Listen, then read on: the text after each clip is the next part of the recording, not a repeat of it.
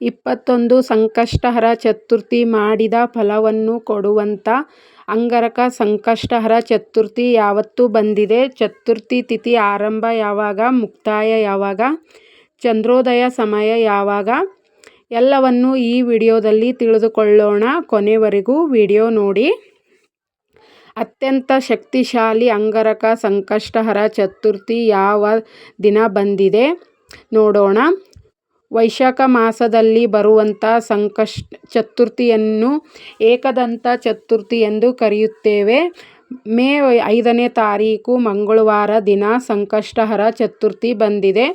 ಚತುರ್ಥಿ ತಿಥಿ ಆರಂಭ ಯಾವಾಗ ನೋಡೋಣ. ಮೇ 5ನೇ ತಾರೀಕು ಮಂಗಳವಾರ ದಿನ ಬೆಳಗಿನ ಜಾವ 5:25 ಚತುರ್ಥಿ ಆರಂಭವಾಗಿ ಮರುದಿನ ಮೇ 6ನೇ ತಾರೀಕು ಬುಧವಾರ ಬೆಳಗ್ಗೆ 7:52 ಚತುರ್ಥಿ ತಿಥಿ ಮುಕ್ತಾಯವಾಗುತ್ತದೆ. ಹೆಚ್ಚಿನ ಪ್ರಮಾಣದಲ್ಲಿ ನಮಗೆ ಚತುರ್ಥಿ ಇರುವುದು ಮೇ 5ನೇ ತಾರೀಕು ಇರುತ್ತದೆ.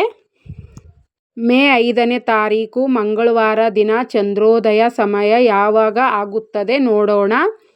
ಮಂಗಳವಾರ ದಿನ ರಾತ್ರಿ 10:20 ಚಂದ್ರೋದಯ ಸಮಯ ಆಗಿರುತ್ತದೆ. ಈ ಸಮಯದಲ್ಲಿ ಎತ್ತರದ ಪ್ರದೇಶಕ್ಕೆ ಹೋಗಿ, ಅಂದರೆ ಮನೆ ಮೇಲೆ ಹೋಗಿ ಚಂದ್ರನ ಪೂಜೆಯನ್ನು ಮಾಡಿ ಚಂದ್ರನಿಗೆ ಅರ್ಘ್ಯವನ್ನು ನೀಡಬೇಕು, ಉಪವಾಸವನ್ನು ತೆಗೆಸಬೇಕು. ಅಂಗಾರಕ ಸಂಕಷ್ಟಹರ ಚತುರ್ಥಿ ಅಥವಾ ಏಕದಂತ ಸಂಕಷ್ಟ ಚತುರ್ಥಿ ಬಂದಿರುವುದರಿಂದ ಚತುರ್ಥಿ ಪೂಜೆ ಯಾವ ಸಮಯದಲ್ಲಿ ಮಾಡಬೇಕು ಅಂತ ನೋಡೋದಾದರೆ, ಮಂಗಳವಾರ 5ನೇ ತಾರೀಕು ಇಡೀ ದಿನ ಚತುರ್ಥಿ ಇರುವುದರಿಂದ ಬೆಳಗ್ಗೆ ಸ್ನಾನ ಮಾಡಿಕೊಂಡು ಸ್ವಚ್ಛ ಬಟ್ಟೆಗಳನ್ನು ಧರಿಸಿಕೊಂಡು ಗಣಪತಿ ಪೂಜೆಯನ್ನು ಮಾಡಬೇಕು. ಗಣಪತಿ ಹತ್ತಿರ ಸಂಕಲ್ಪವನ್ನು ಮಾಡಬೇಕು. ಇಡೀ ದಿನ ನಾನು ಉಪವಾಸ ಇರುತ್ತೇನೆ, ಈ ಉಪವಾಸದಲ್ಲಿ ಯಾವುದೇ ವಿಘ್ನ ಬಾರದಿರಲಿ ಎಂದು ಗಣೇಶನ ಹತ್ತಿರ ಬೇಡಿಕೊಳ್ಳಬೇಕು. ಗಣೇಶನಿಗೆ ಪ್ರಿಯವಾದಂಥ ಗರಿಕೆ ಹುಲ್ಲು, ದಾಸವಾಳ ಹೂವು ನೈವೇದ್ಯವಾಗಿ ಮೋದಕವನ್ನು ಅರ್ಪಿಸಬೇಕು.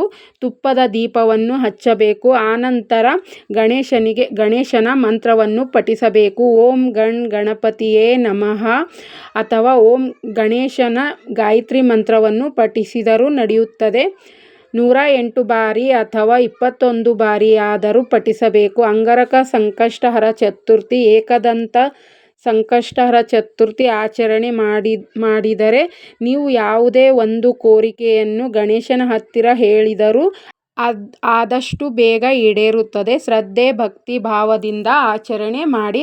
ಅಂಗಾರಕ ಸಂಕಷ್ಟಹರ ಚತುರ್ಥಿ ಯಾವ ದಿನ ಬಂದಿದೆ, ಚಂದ್ರೋದಯ ಸಮಯ ಯಾವಾಗ, ಚತುರ್ಥಿ ಆರಂಭ ಯಾವಾಗ, ಮುಕ್ತಾಯ ಯಾವಾಗ, ಪೂಜಾ ಸಮಯ ಯಾವಾಗ ಎಲ್ಲವನ್ನು ಈ ವಿಡಿಯೋದಲ್ಲಿ ತಿಳಿಸಿಕೊಟ್ಟಿದ್ದೇನೆ. ಕೊನೆವರೆಗೂ ವಿಡಿಯೋ ನೋಡಿದ್ದಕ್ಕೆ ಧನ್ಯವಾದಗಳು. ಗಣಪತಿ ಎಲ್ಲರಿಗೂ ಒಳ್ಳೆಯದು ಮಾಡಲಿ.